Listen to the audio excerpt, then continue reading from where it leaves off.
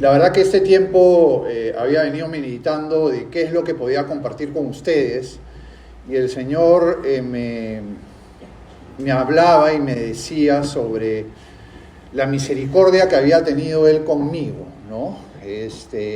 Cuán bueno realmente había sido conmigo, cuánto perdón yo había recibido de Él, ¿no? Y el reto como hijo de Dios que tenemos nosotros, que es que si nosotros seguimos a Cristo, que si nosotros tenemos a Él como ejemplo, a Él como guía, a Él como referente, nuestra responsabilidad es poder dar a los demás eso que nosotros recibimos de Él, ¿no? Y el Señor me hablaba de esa misericordia que había tenido conmigo y esa misericordia que tengo que tener yo con mis hijos, con mi familia, con mis hermanos, con el mundo en general, ¿no? Y ese es el gran reto de nosotros los hijos de Dios, ¿no? Tratar de imitar, tratar de seguir, tratar de reflejar el carácter de Cristo con los demás, con el prójimo.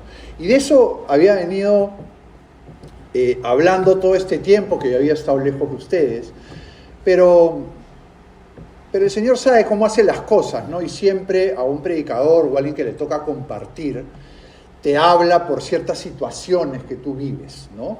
Y por eso es que hemos tenido ahora unos minutos para leer el título de la palabra. El título de la palabra se dice Me preocupo por ti.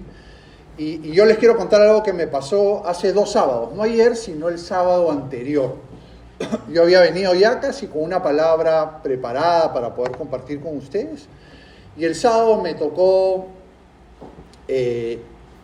llevar a mi mamá a visitar a mi hermana a la playa, ¿no? Entonces, mi mamá ya es una persona mayor, tiene 90 años, ella no fue a la playa, se quedó en la casa de mi hermana, pero fue una oportunidad para que yo poder bajar a la playa. No iba a la playa hace mucho tiempo, de hecho venía esas 6 semanas de estar en un frío muy fuerte, ¿no? Entonces quería un poco ir a la playa.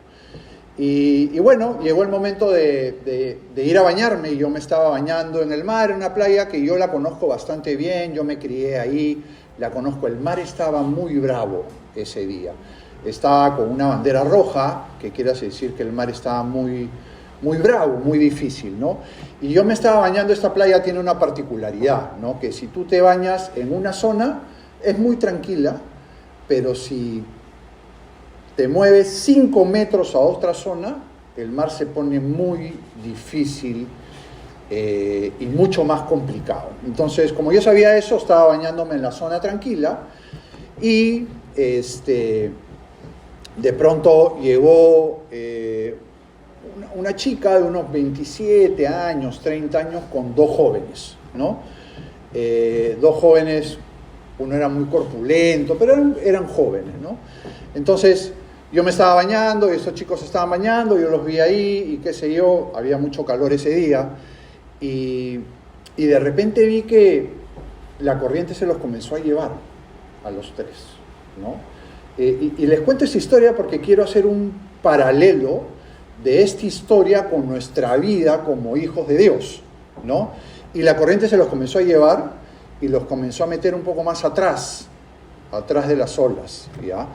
Y bueno, yo veía que ellos nadaban, trataban de salir, hasta ese punto no había nada crítico, y de repente los 2 hombres logran salir y dejan a la chica sola, ¿no? Entonces logran salir, y yo vi esta escena, la chica estaba ahí nadando, tratando de salir, no había nada crítico, pero después el mar comienza a cambiar y se comienza a poner más bravo cada vez, ¿no?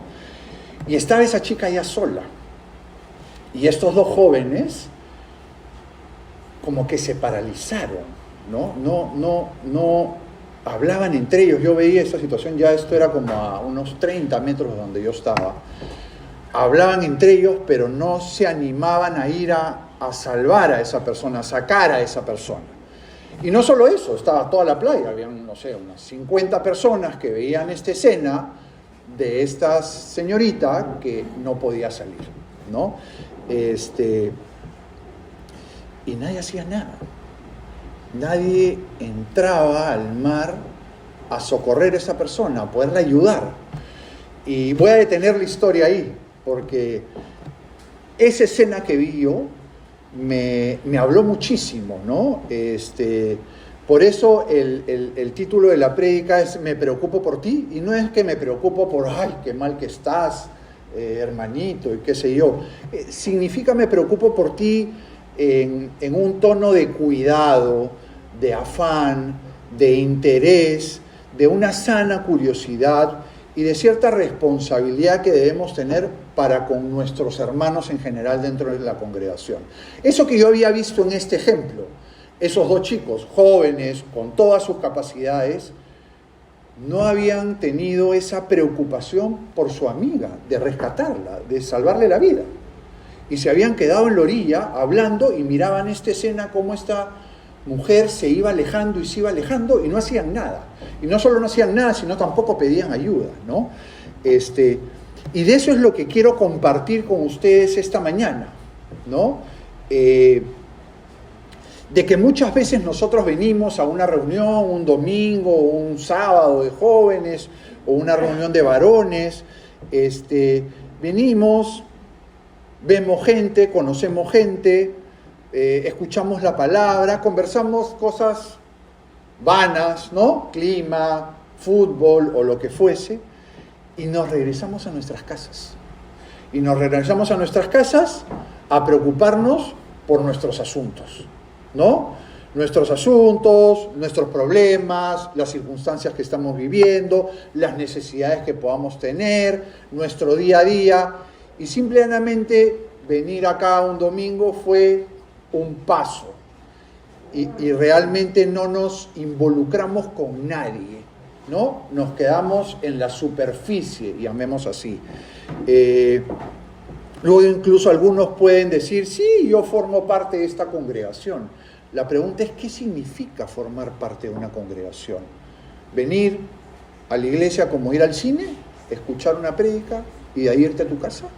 ¿Eso es formar parte de una congregación? Y la verdad que no. La verdad que nosotros, los hijos de Dios, tenemos una enorme responsabilidad. Una responsabilidad que Jesús se las dio a los discípulos durante su ministerio en la tierra. Y es una responsabilidad que nos cae a nosotros, ¿no? De hecho, el Nuevo Testamento está plagado de exhortaciones de cómo usar las vidas de los creyentes para compartir la palabra, para hablar de Dios, para preocuparnos por el prójimo. Y esa misma gran comisión que le encargó Jesús a los discípulos nos las encarga a nosotros. De hecho, está en Mateo 28, 18, dice, y Jesús se acercó y les habló diciendo, toda potestad me es dada en el cielo y en la tierra. Por tanto, id y haced discípulos a todas las naciones, bautizándolos en el nombre del Padre y del Hijo y del Espíritu Santo, enseñándoles que guarden todas las cosas que os he mandado. Y he aquí, yo estoy con vosotros todos los días hasta el fin del mundo. Entonces, en esta palabra, Jesús le decía a los discípulos, y te dice a ti y me dice a mí, oye, Martín, anda a enseñarle a los hermanos, a animar a los hermanos y al mundo en general, a seguir y que guarden mis mandamientos, mis preceptos, mis enseñanzas. ¿Y cómo enseñamos a alguien respecto a Dios? De dos formas. Lo decimos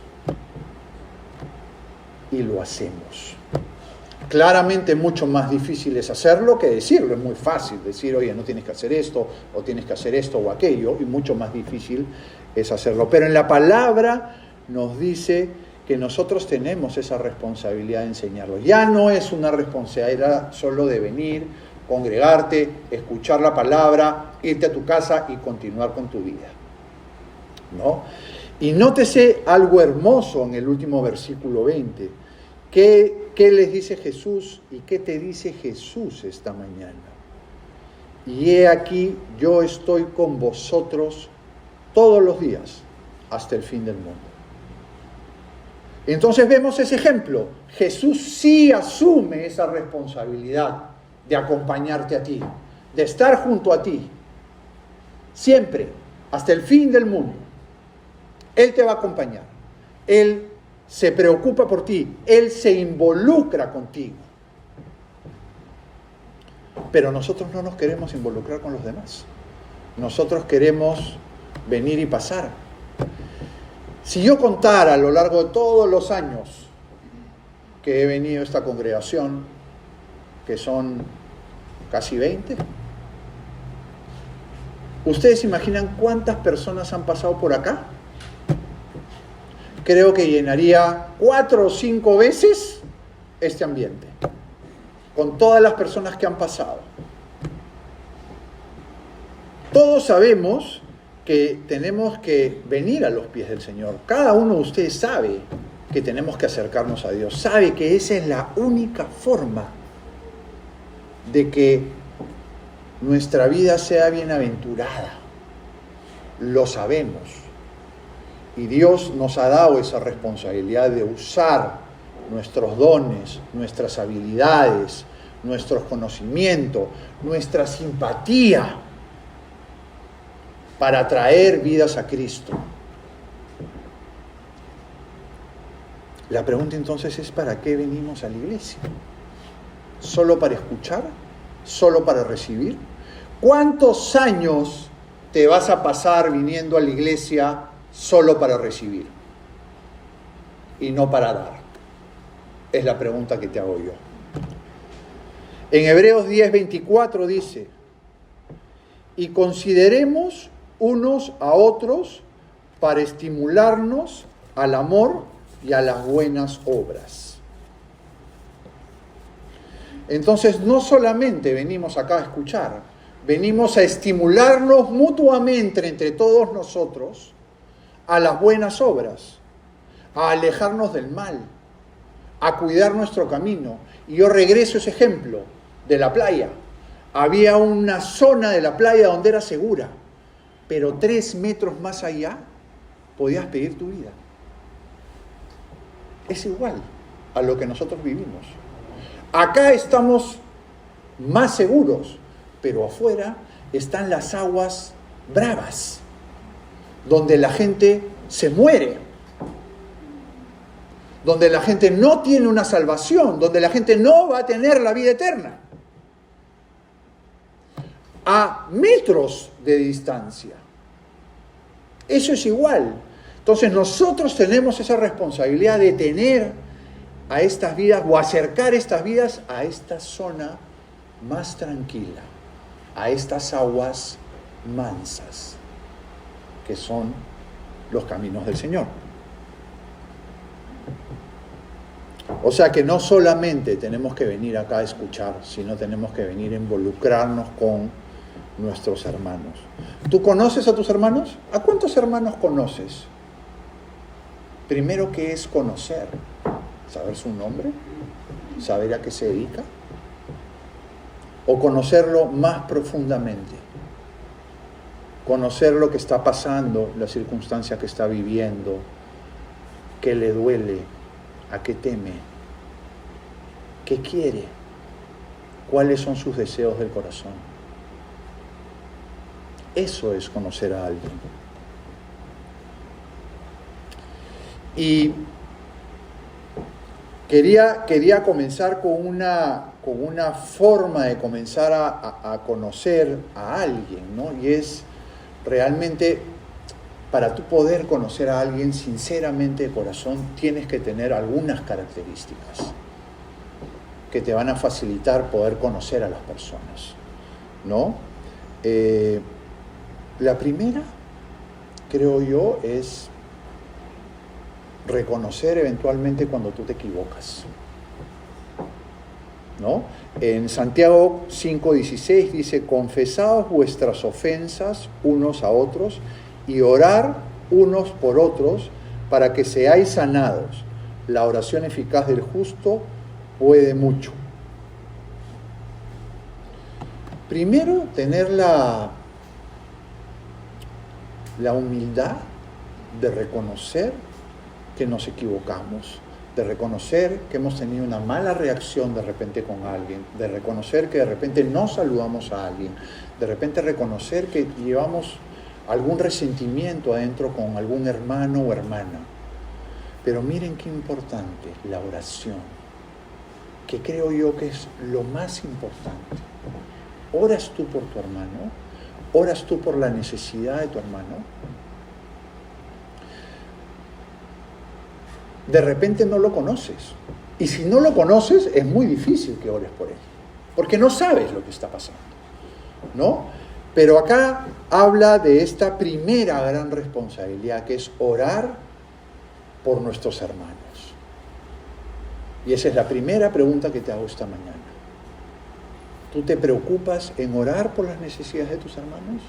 ¿Que tú sepas por lo que ellos están viviendo?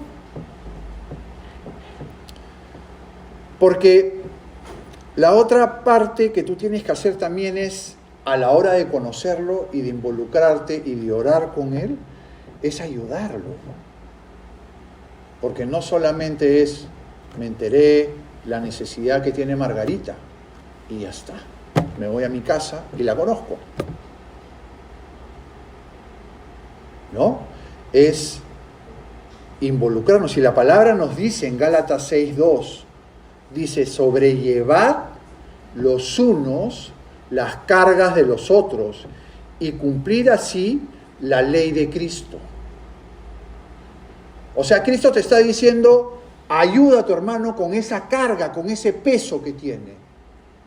Tú lo puedes ayudar tú mismo, pero también lo puedes ayudar llevándolo a Cristo. Porque si tú lo llevas a Cristo, ¿quién lleva nuestras cargas si no es Él? Pero nuevamente, tenemos que hacer algo. Dar ese primer paso. Preocuparte por Él, acompañarlo, llamarlo, pasar tiempo. Y yo voy a regresar a esa historia de la playa, porque esa mujer se estaba ahogando y no había nadie que hiciese nada. Y yo soy una persona mayor que estaba ahí y decidí pararme e involucrarme con esa situación.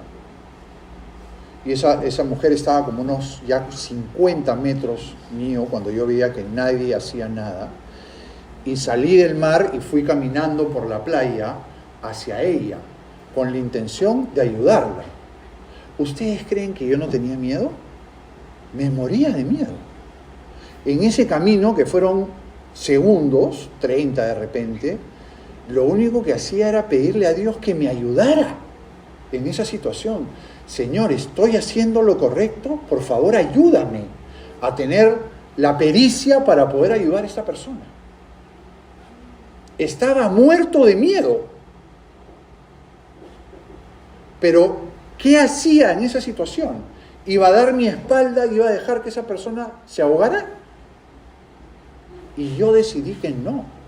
Con todos los temores, con todas las dudas que yo pueda tener, con todas las limitaciones, porque yo no soy un joven como esos chicos de 25, de 30 años. Yo ya soy un cincuentón, con respeto a los cincuentones, ¿no?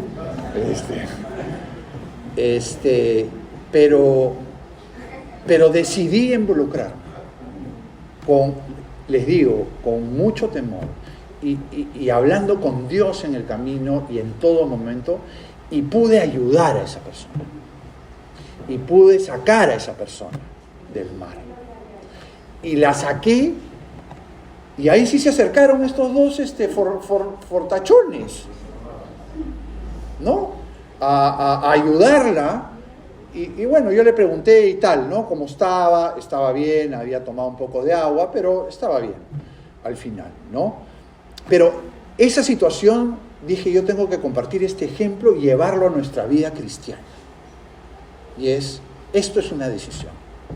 Esto no es algo que te van a forzar, que te van a empujar a preocuparte por el prójimo.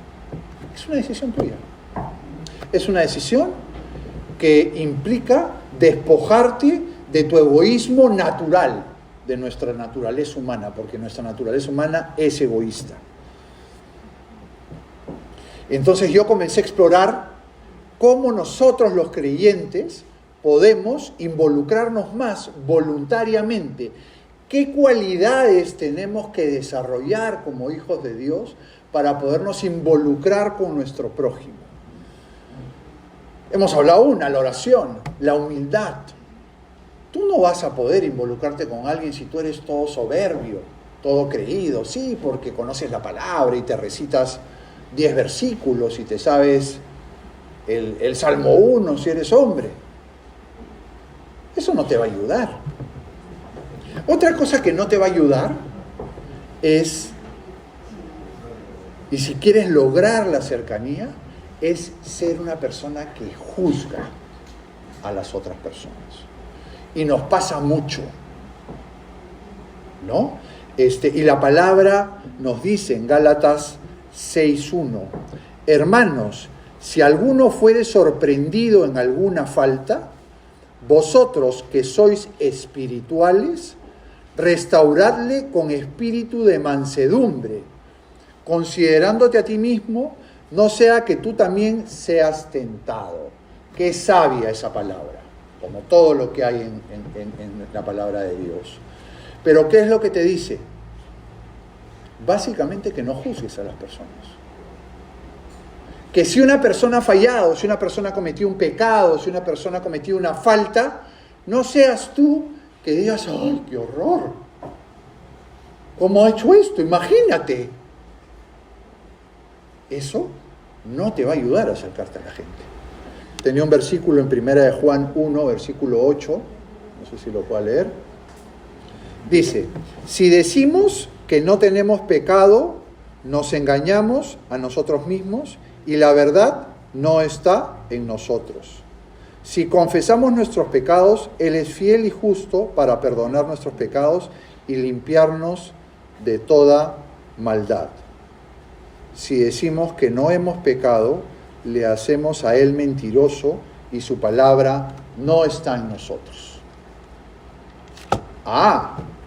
O sea que todos somos pecadores. No hay uno solo que se salve acá. Ni uno solo que no sea pecador. Entonces, si partimos de esa premisa, que todos somos pecadores, la pregunta es, ¿por qué juzgamos a las personas? ¿Por qué señalamos a las personas? Oye, mira tal hermano, mira lo que hace, ¡qué horror! O mira esa reacción, o mira ese pecado. Si tú realmente te quieres involucrar con tu prójimo, lo primero que tienes que hacer es dejar de juzgar a las personas. Dejar de creer que tú eres perfecto y que todos los demás están mal. Porque lo dice la palabra. Todos somos pecadores, ni uno solo se salva. Entonces, cuando veamos que alguien comete una falta, un pecado, un error, dice, restauradle con espíritu de mansedumbre. Porque el juzgar implica soberbia, implica yo soy mejor que tú, yo soy superior a ti. Y si alguien nos enseñó que eso está mal, es nuestro Señor Jesús. Restaurate con espíritu de mansedumbre, considerándote a ti mismo, dice la palabra. O sea que, hermanos, si algo podemos aprender esta mañana es, ¿quién soy yo para juzgarte? ¿Quién eres tú para juzgar a un hermano?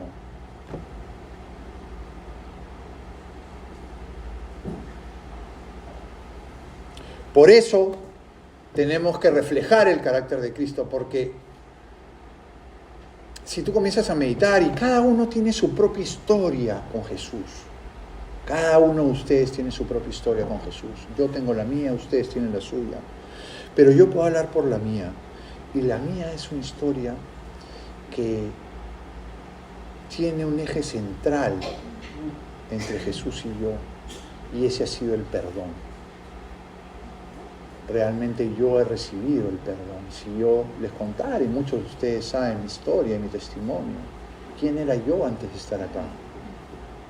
Era imposible pensar que Jesús me iba a sacar de ese pozo profundo de muerte en el cual yo vivía. Y Él me perdonó.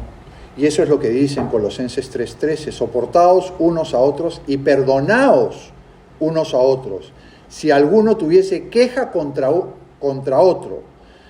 De la manera que Cristo os perdonó, así también hacedlo vosotros. Cristo me perdonó con misericordia, con otra cualidad que yo debo desarrollar.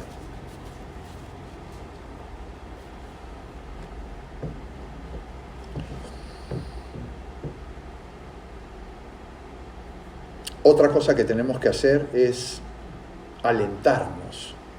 Pero no lo vamos a poder hacer si sabemos que no podemos ser juzgadores, sabemos que tenemos que tratar a nuestros hermanos con amor, con mansedumbre, con humildad. No nos vamos a poder acercar a ellos. Va a haber una pared. La palabra dice, por tanto, alentados los unos a los otros con estas palabras.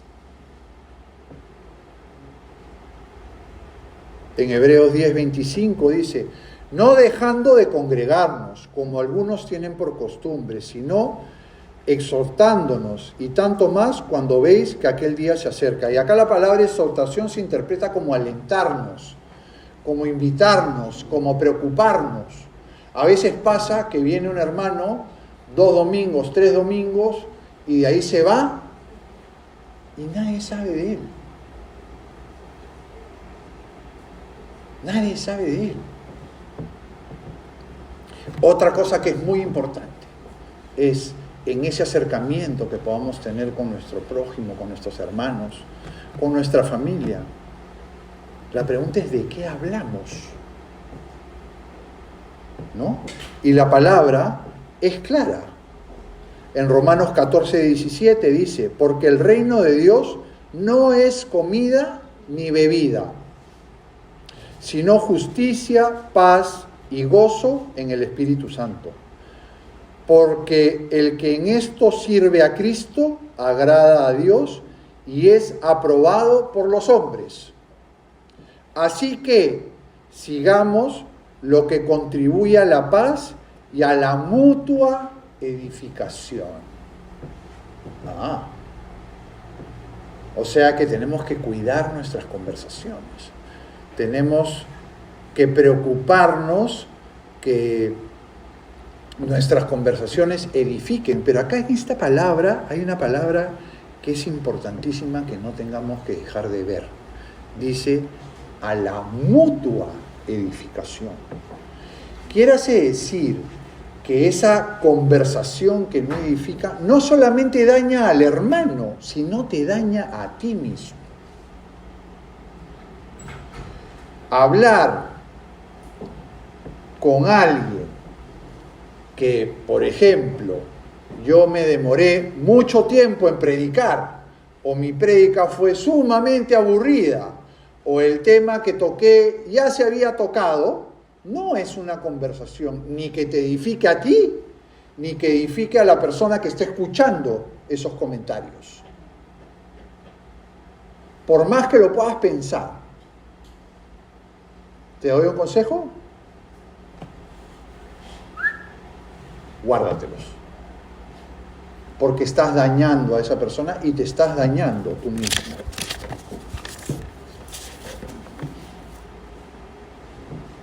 Cada uno de nosotros agrade a su prójimo en lo que es bueno para edificación.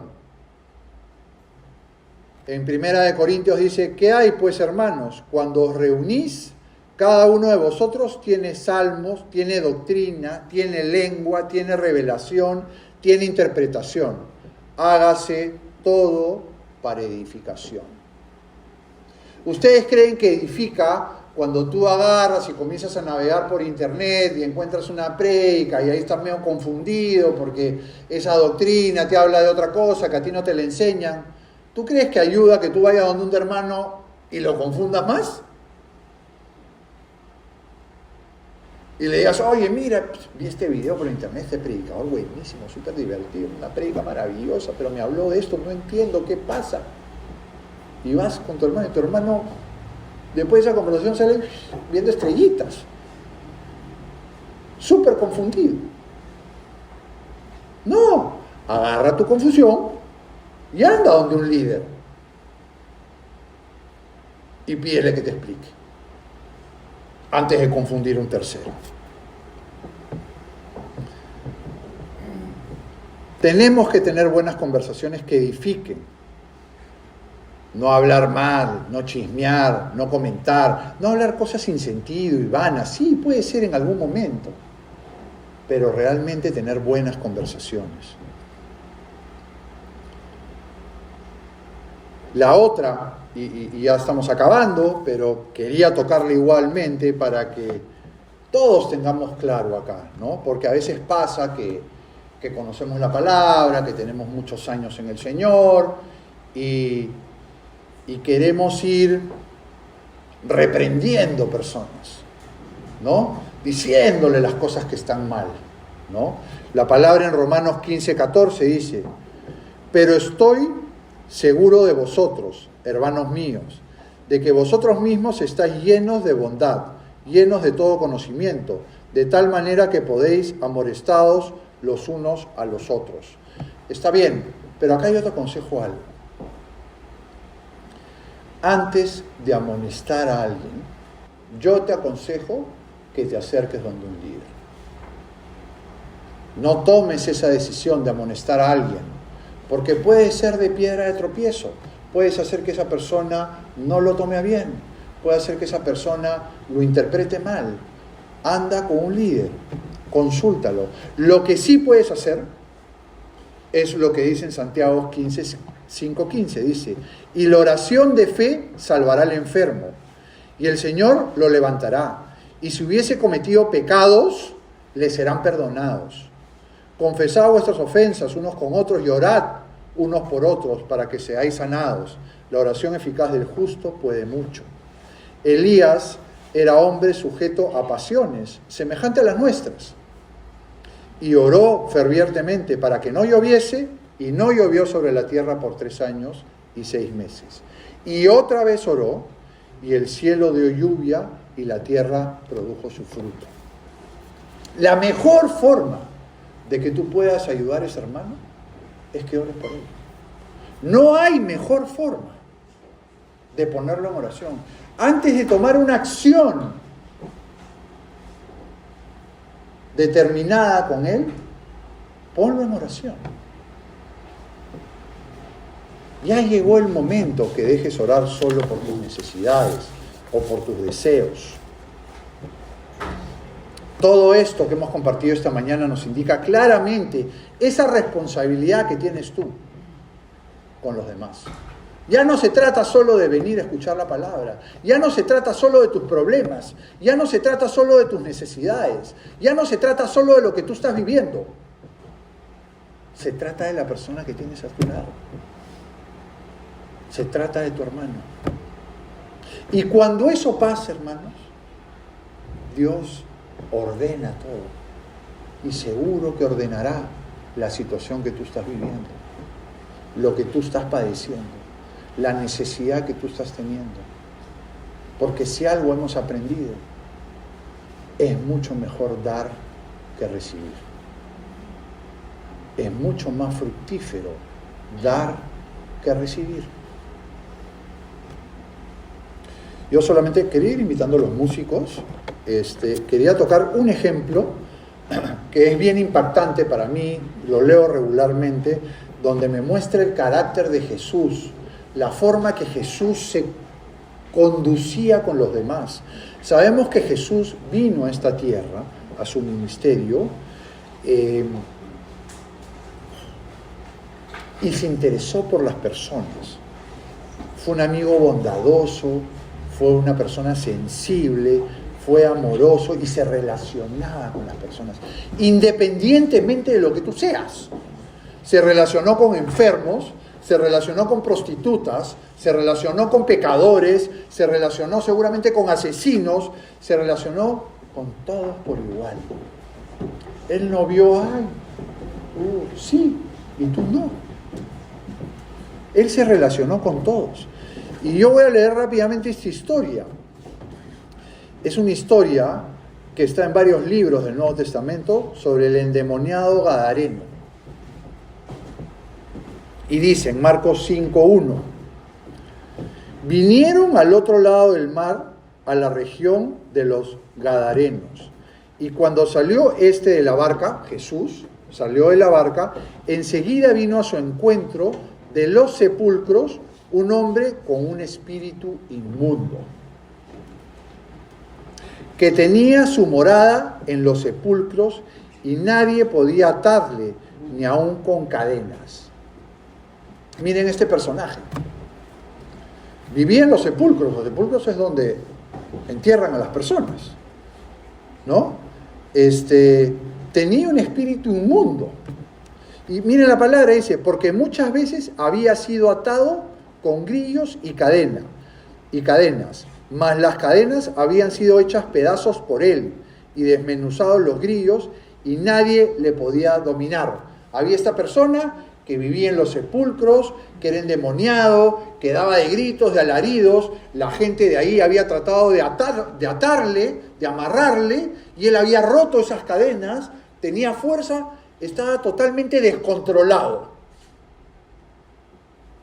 Nosotros vemos pasar ahí gente a nuestra iglesia con ciertas necesidades, porque uno viene a la iglesia normalmente cuando tiene una necesidad, pero nada de este tipo. ¿No? No vemos un loco dando de gritos, con fuerza, viniendo. Y esa persona se le presentó a Jesús. Dice, y siempre de día y de noche andaba dando voces en los montes y en los sepulcros, e hiriéndose con piedras. O sea, él se dañaba encima. Miren esta persona, porque es un ser humano. Miren, imagínense esa imagen. Endemoniado, seguramente sucio, vivía en un cementerio, tenía fuerza, había roto las cadenas, estaba descontrolado, gritaba, lo habían tratado de amarrar y se había zafado, había roto esas cadenas. ¿Qué haces tú si ves un personaje así? Te vas corriendo. Es lo más probable. Y encima, en el versículo 6 dice, cuando vio pues a Jesús de lejos, esta persona, corrió y se arrodilló ante él, y aclamando a gran voz dijo, ¿qué tienes conmigo, Jesús, Hijo de Dios Altísimo? Te conjuro por Dios que no me atormentes. O sea, como que lo increpó, ¿no? Ponte en esa situación de Jesús. Esta persona se te acerca con todas esas características y te increpa. ¿Qué haces? Sinceramente.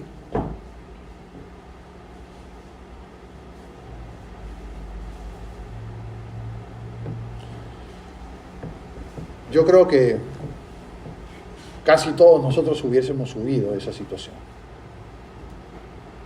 ¿no? Y miren la enseñanza que nos dio Jesús. Jesús se preocupó por él. Jesús se interesó por él.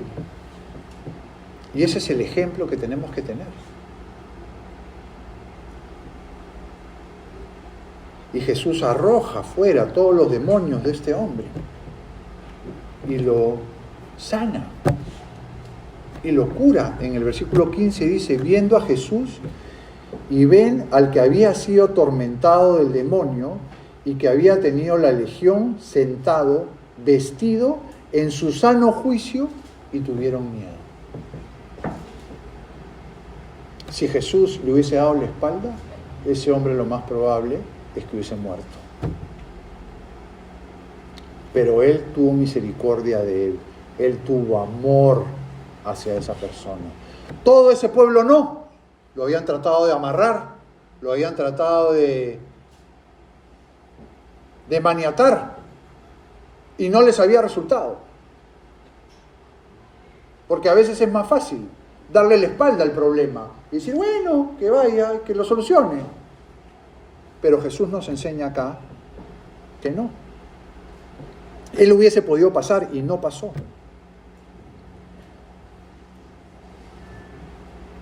Y yo trataba de escoger la canción que vamos a usar para el cierre de este servicio. Y esta palabra me habló a mí, porque a veces yo no me involucro. Y yo tengo que reconocer eso de mí. Y yo quería esta mañana que todos le podamos decir a Cristo que realmente nos perdone.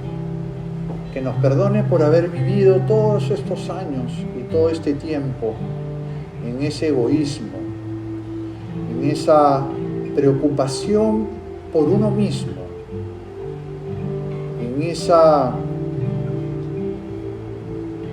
en ese dar la espalda a los problemas de nuestros hermanos y de nuestras hermanas.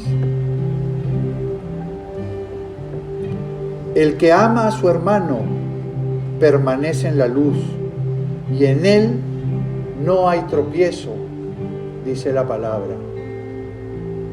Este es el momento y te invito a ponerte de pie, hermano,